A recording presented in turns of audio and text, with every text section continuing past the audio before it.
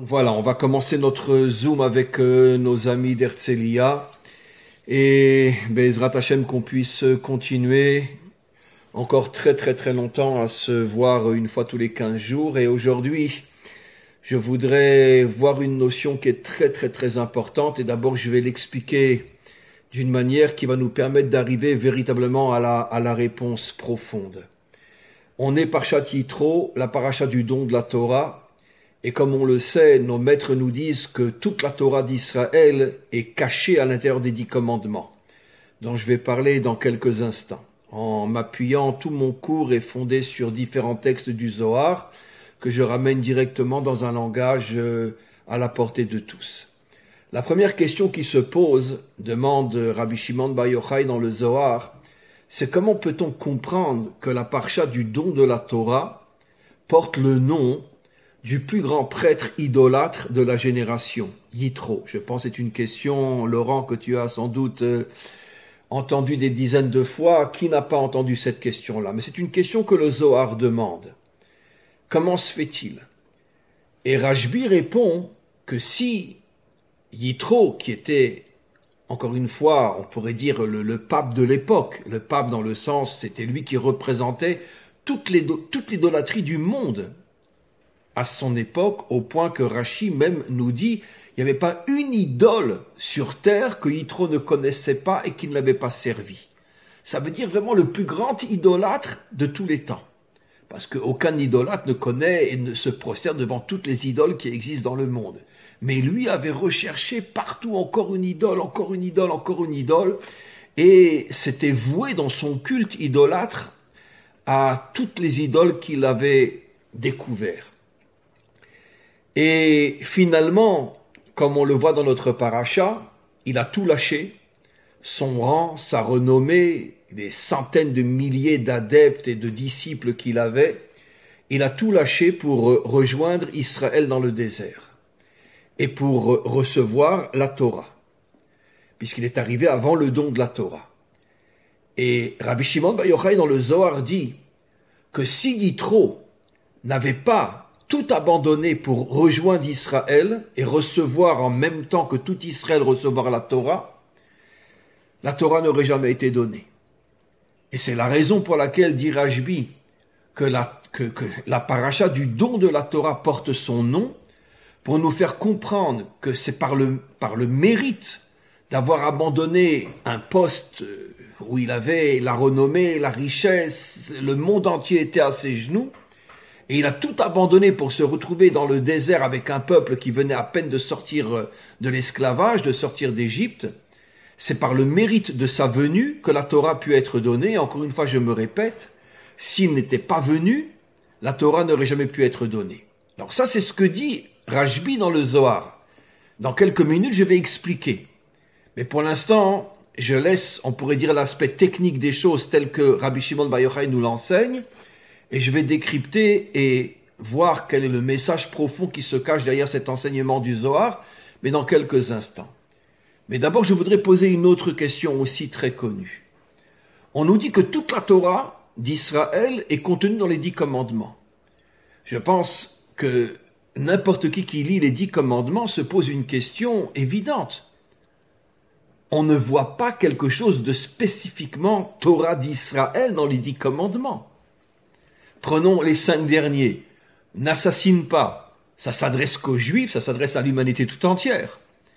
Ne te débauche pas.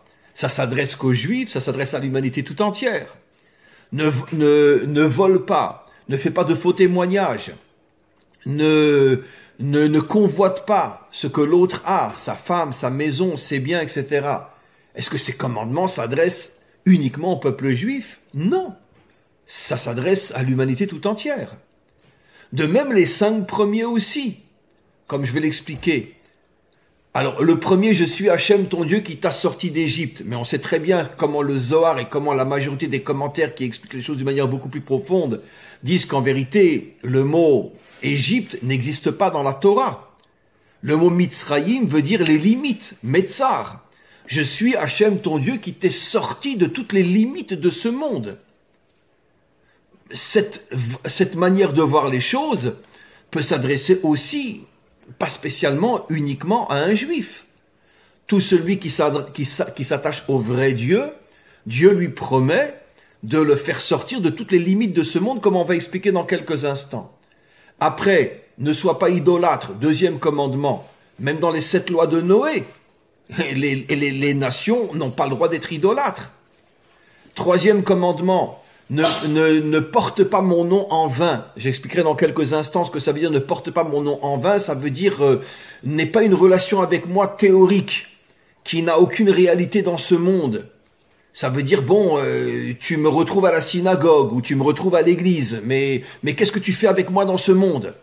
Si c'est uniquement pour me retrouver à la synagogue et puis dans la vie de tous les jours tu vis comme tout le monde, mon nom tu le portes en vain, puisque tu ne fais rien avec moi pour réparer et améliorer ce monde. Quatrième commandement, souviens-toi que c'est Dieu qui a créé le monde.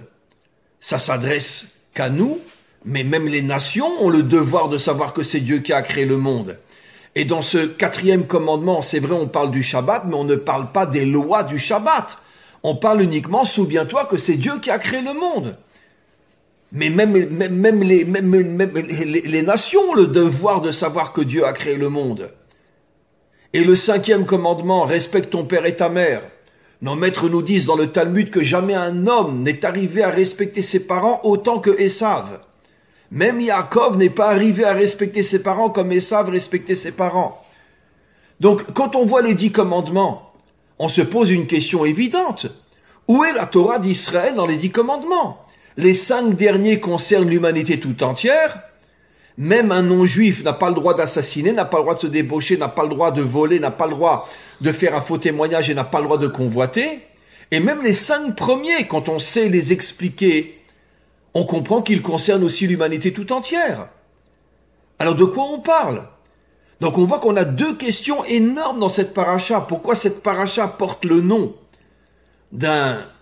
c'est vrai, il a tout lâché, mais d'un homme qui était le plus grand prêtre idolâtre de sa génération, Yitro, et nos commentaires disent cette paracha aurait dû s'appeler Moshe, puisque c'est lui qui nous a donné la Torah. Pourquoi Yitro? Même s'il a fait Teshuvah, même s'il est revenu au vrai Dieu, c'est quand même un super idolâtre. Donc, pourquoi la Torah, la paracha qui nous donne la Torah porte son nom? Et puis, deuxième question encore une fois, qu'est-ce qu'il y a de spécifiquement juif dans les 10 commandements?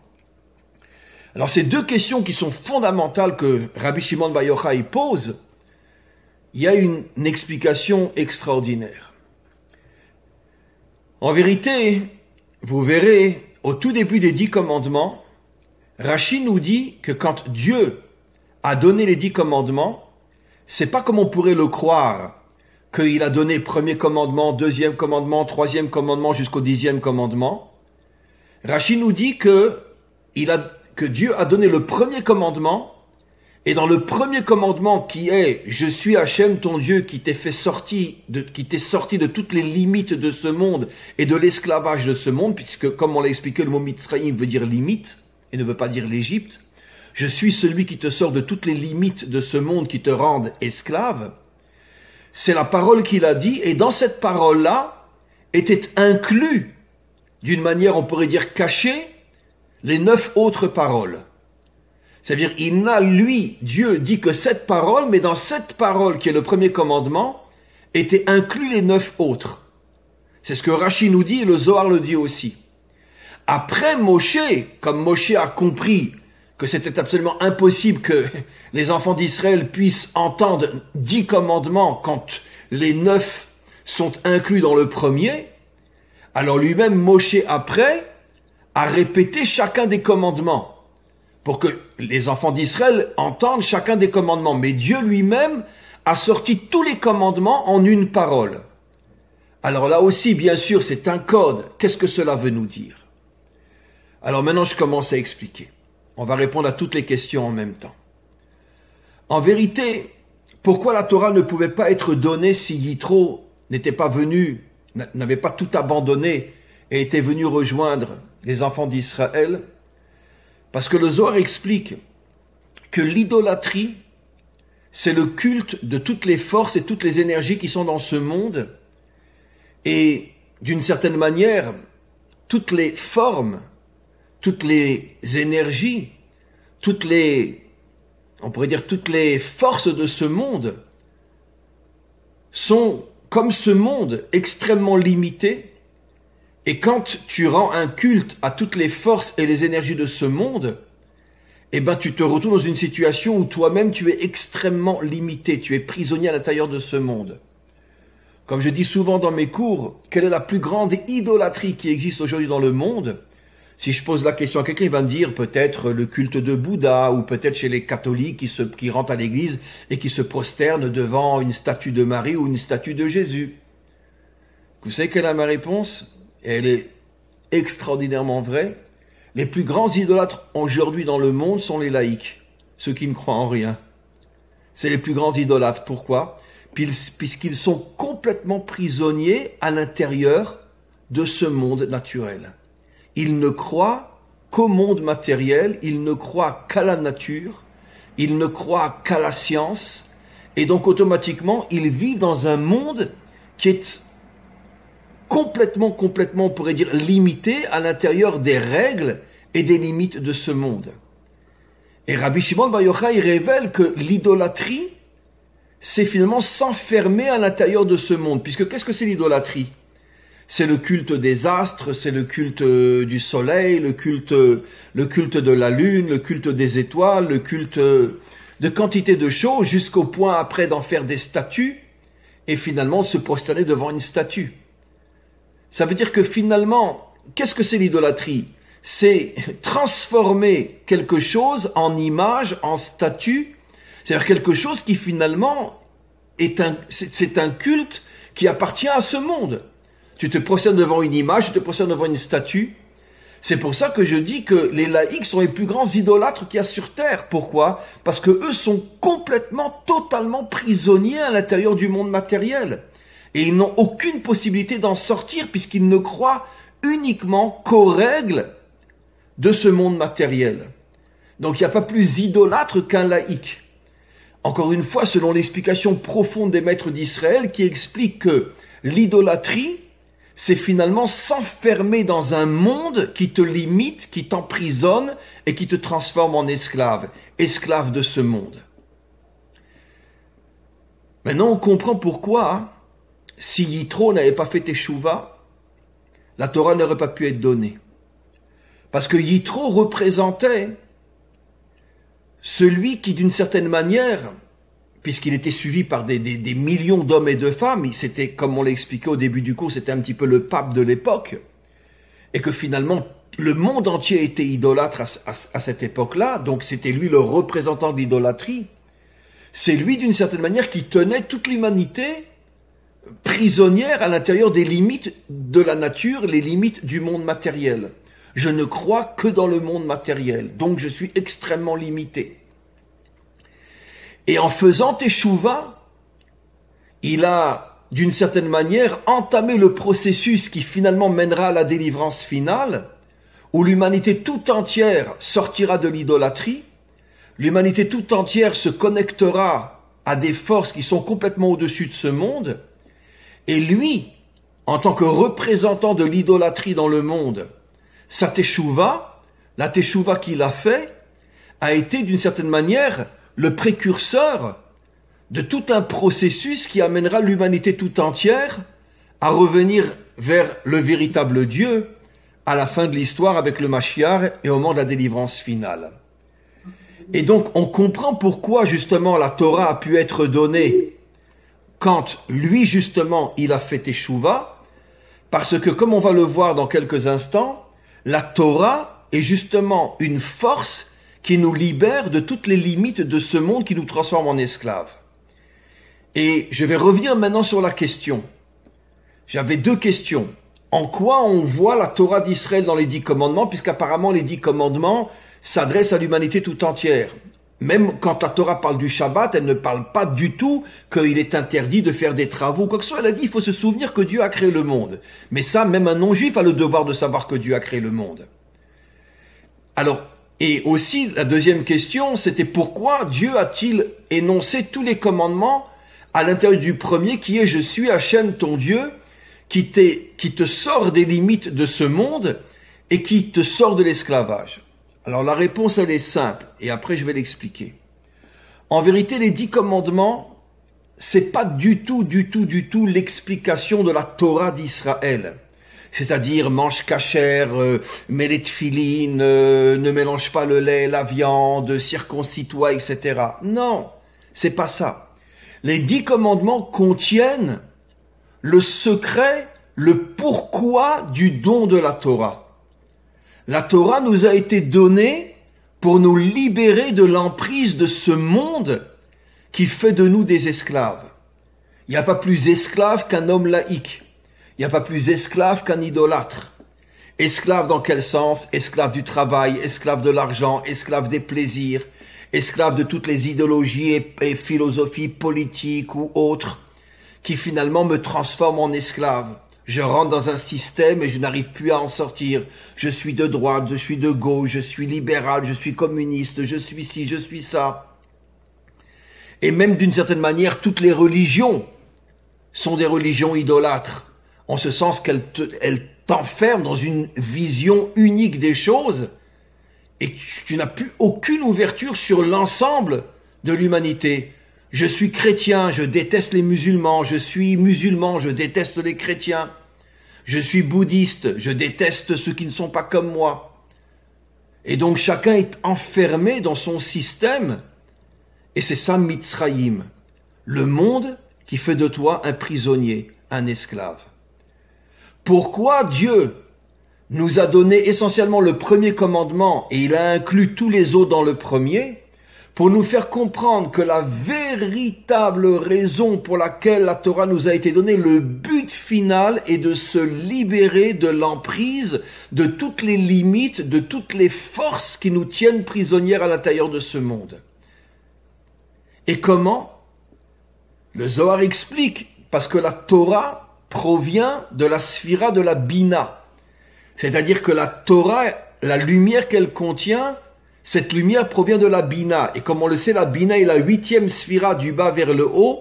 Et comme le monde a été créé en 7 jours, le chiffre 8 représente des énergies qui sont au-dessus de ce monde. C'est-à-dire que la Torah a une force qui fait que lorsqu'on s'attache à elle de toutes nos forces, je parle lorsque l'on s'attache à la vraie Torah, à ce moment-là, on fait rentrer en nous des forces qui font de nous des hommes qui sont à contre-courant, qui sont d'une certaine manière des révolutionnaires, qui refusent tous les systèmes de ce monde, qui veulent faire de nous des moutons ou des esclaves. Et c'est pour ça que, d'ailleurs, le premier juif, Abraham, est appelé Ivri.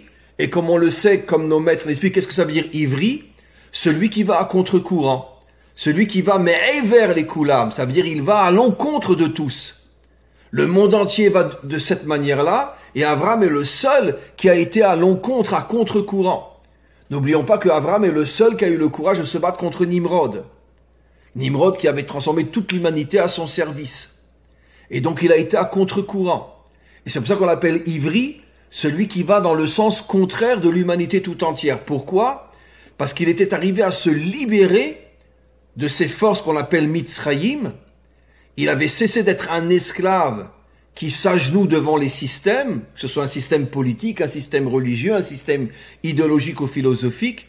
Il s'est accroché au maître du monde, et comme le maître du monde a des énergies et des forces qui sont au-dessus de ce monde, ça lui a donné la force d'aller à contre-courant et de remettre en cause finalement la situation dans laquelle l'humanité tout entière se trouve, une situation d'esclave, de soumis au système.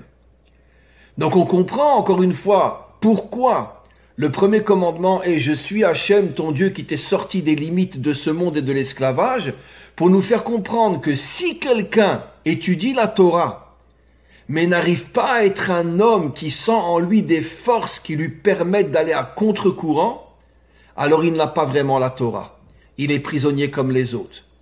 Son bras met les tefilines, sa bouche mange cachère, mais lui-même il est comme tout le monde. Il est prisonnier à l'intérieur du système.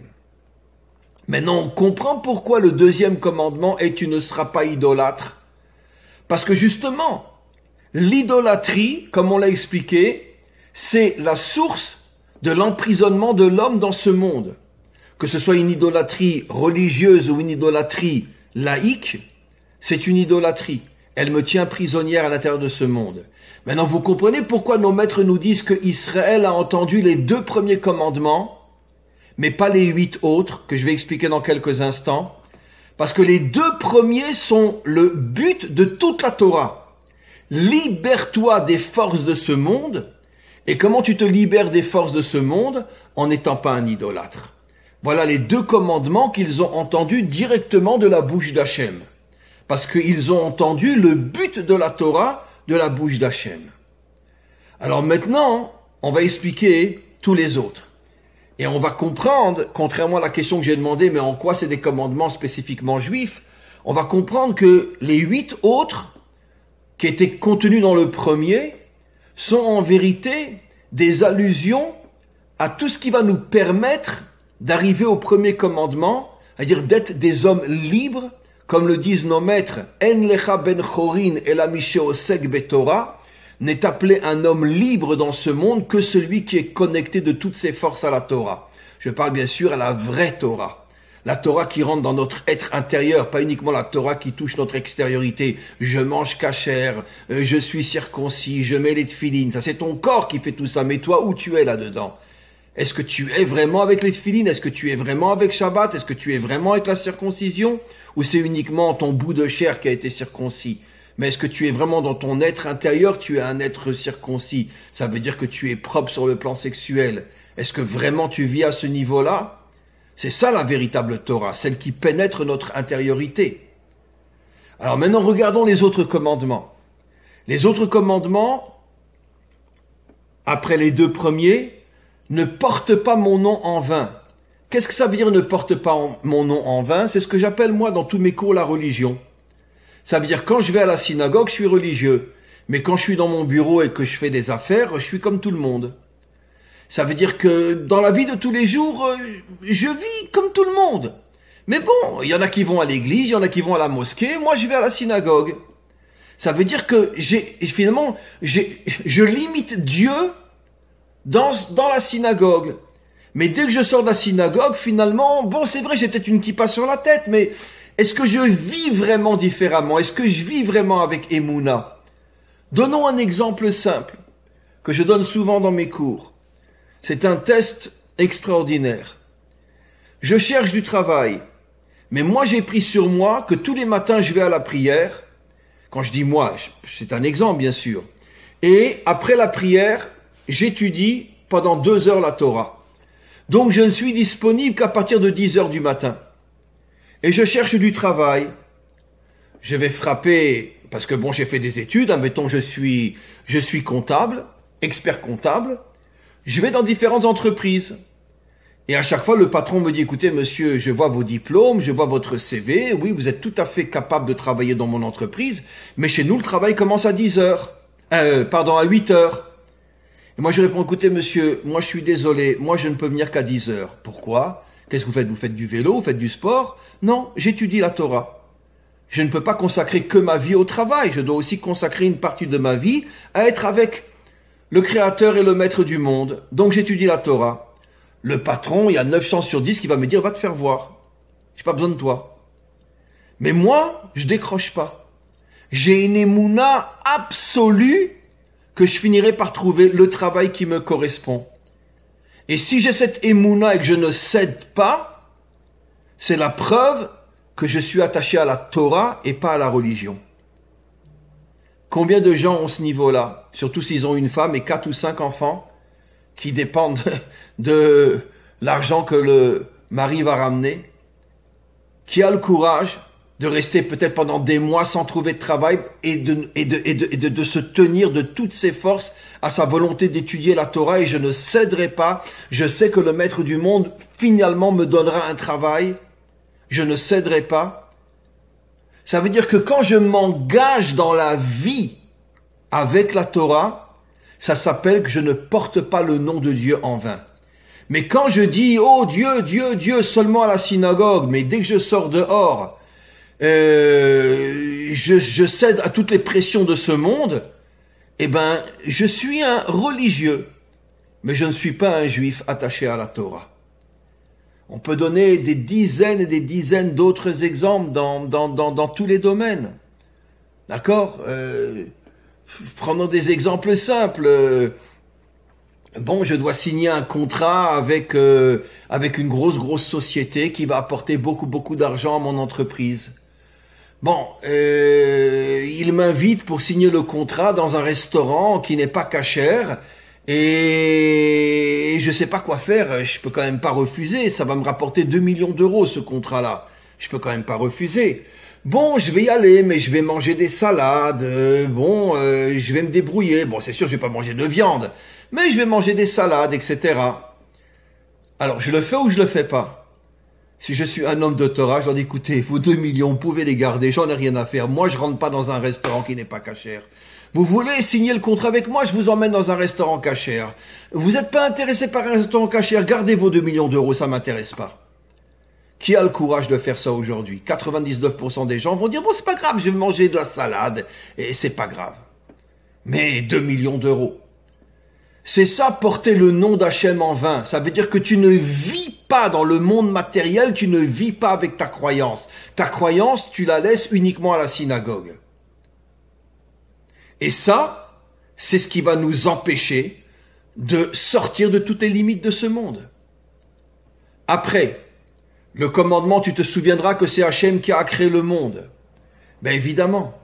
Parce que si je me rappelle constamment, chaque 7e jour, une fois par semaine, et je vis, j'arrête de travailler, je ne touche plus à rien, je suis uniquement avec Hachem, je prie, j'étudie, je suis avec ma famille, avec mes enfants, on fait des repas, à table, on parle de Torah, on parle d'Hachem, on parle de la paracha. Qu'est-ce que ça prouve? Ça prouve que je suis capable de me déconnecter de ce monde pour me retrouver avec Hachem.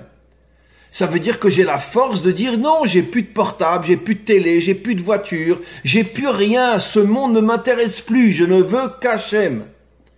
Et je le vis d'une manière concrète. Ça veut dire qu'encore une fois, j'ai fait passer ma croyance dans la réalité.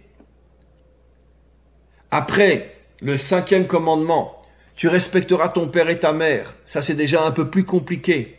Pourquoi ? Nos maîtres nous disent qu'il y a 3 associés dans la création d'un être humain. Le père, la mère et Dieu. En quoi Dieu est associé? Mais parce que comment c'est possible qu'un être de chair et de sang puisse créer un être vivant, qui en plus va porter une âme, et va pouvoir avoir une conscience spirituelle extrêmement élevée? Comment c'est possible? Comment de la chair peut créer un être spirituel? Comment de la chair peut créer un Rashi? Comment de la chair peut créer un Baal Shem Tov? Comment de la chair peut créer un Moshe? Comment de la chair peut créer un Mashiach? Ça veut dire que dans cette union entre le père et la mère, Dieu s'associe. Ça veut dire que dans un acte physique, matériel, qui est aussi un acte aussi de plaisir, Dieu s'associe. Ça veut dire qu'encore une fois, on a vu dans ces 3 commandements que être attaché à Hachem, c'est savoir qu'il est avec toi dans la réalité la plus matérielle. Ne porte pas mon nom en vain. Je ne suis pas seulement à la synagogue, je suis avec toi dans la rue. Souviens-toi que c'est moi qui ai créé le monde, donc aie la force, une fois par semaine, de tout envoyer balader et ne te consacrer qu'à moi. Et si le téléphone sonne, tu réponds pas, c'est pas grave. Et même si tu... Oui? Une question, est-ce que ça veut pas dire ça aussi? Est-ce qu'on peut pas interpréter de cette façon la Pirkei Avot qui dit Imen Kemar en Torah? C'est-à-dire, s'il n'y a pas le monde du Kemar, il n'y a pas le monde de la Torah. Explication extraordinaire. Et sache que, si je me trompe pas, Rabbi Nachman donne cette explication-là. En Kemar en Torah, c'est-à-dire que celui qui n'amène pas la Torah dans le monde matériel, il n'a pas la Torah. Il vit uniquement on pourrait dire, dans la mystique déconnectée de ce monde. La Torah, tu l'amènes dans ton bureau, tu l'amènes dans la rue, tu l'amènes avec toi. Et c'est ça le secret du 5e commandement. Même quand tu t'unis à ton épouse, et c'est clair que physiquement tu as aussi un plaisir, n'oublie pas que Hachem est avec toi même dans cette union, pour te donner la force d'avoir un enfant. Ça veut dire que Hachem est avec toi même dans les aspects les plus matériels, les plus physiques de ce monde, il est avec toi. Ça veut dire qu'on voit toujours la même notion. Hachem n'est pas à la synagogue, Hachem n'est pas dans la yeshiva. Hachem, sa véritable place, c'est avec toi, même dans les aspects les plus matériels et les plus terre à terre de ce monde. Et quand tu amènes Hachem dans les aspects les plus terre à terre de ce monde, à ce moment-là, il te libère de toutes les emprises, de toutes les limites de ce monde. Et ça, c'est la chose la plus difficile à faire. Maintenant, passons aux 5 derniers. Quel est le point commun entre les 5 derniers? C'est qu'à chaque fois, tu as un problème avec l'autre. Tu l'assassines. La débauche, c'est quoi la débauche? Mais d'une certaine manière, tu n'arrives pas à te satisfaire de vivre uniquement avec la même femme pendant des années, tu vas chercher ailleurs. C'est ça la débauche. Donc tu as soit un problème avec quelqu'un et tu le tues, soit tu as un problème avec ton épouse, tu vas chercher ailleurs, soit tu voles, ça veut dire que tu voles, tu t'attaques à quelqu'un, tu lui prends ce qui est à lui, soit tu fais un faux témoignage, soit tu convoites. Quel est le point commun dans ces 5 commandements? Que l'autre te dérange. Tu n'arrives pas à vivre avec l'autre. L'autre est pour toi un obstacle. S'il te dérange, tu peux arriver à le tuer. Si tu ne supportes plus ton épouse ou ton mari, tu vas chercher ailleurs. S'il te manque quelque chose et que tu le vois chez l'autre, tu vas aller le lui prendre. Si tu veux écraser quelqu'un, tu fais sur lui un faux témoignage. Ou bien tu convoites sa maison, tu convoites sa femme, tu convoites sa voiture, tu convoites tout ce qu'il a. Ça veut dire que l'autre est pour toi un problème. Et tu as une réaction négative. Et laquelle est le secret? C'est que qu'est-ce qui fait qu'en vérité, l'autre est pour moi un problème? Ça veut dire que Hachem n'est pas avec moi. Parce que si Hachem est vraiment dans ma vie, et si Hachem est dans ma vie, qu'est-ce que ça veut dire? Ça veut dire que je me sens investi de forces qui sont des forces surnaturelles. Une énergie, une lumière en moi qui est à l'intérieur de moi, qui fait que je ne ressens aucun manque. Et je n'ai peur de personne.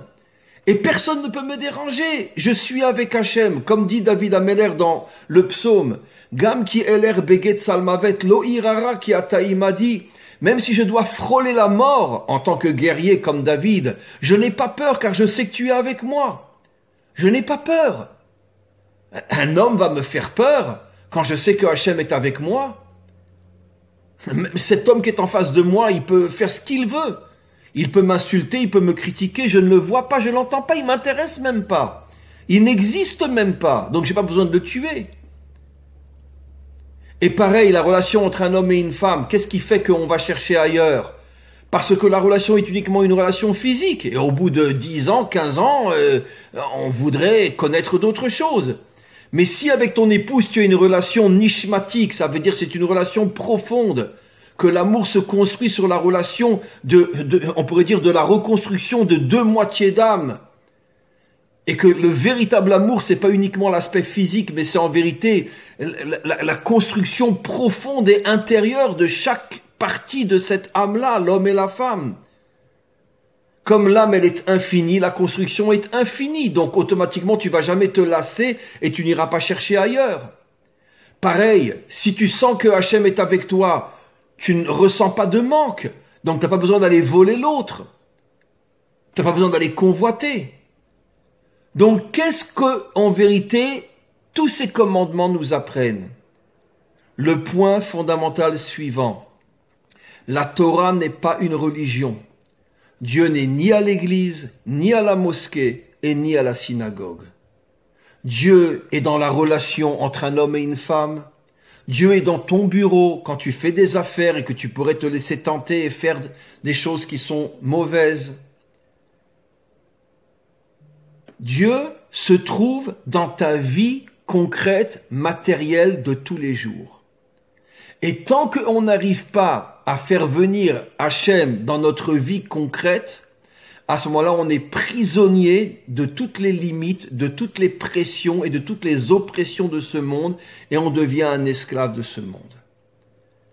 Donc la question était, encore une fois, mais en quoi les 10 commandements parlent des vrais commandements de la Torah? mange kasher, etc. La réponse est fabuleuse. Parce que les 10 commandements sont le but et le pourquoi de la Torah. Je t'ai donné la Torah pas uniquement pour que dans ton assiette, la viande soit cachère.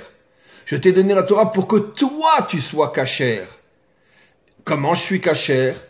Eh bien, quand tu es dans ton bureau et qu'on te propose sous la table une petite signature qui va te rapporter beaucoup d'argent, mais la petite signature qu'on te propose de faire, elle n'est pas très très honnête, et que tu dis, je suis désolé, moi je signe pas sous la table.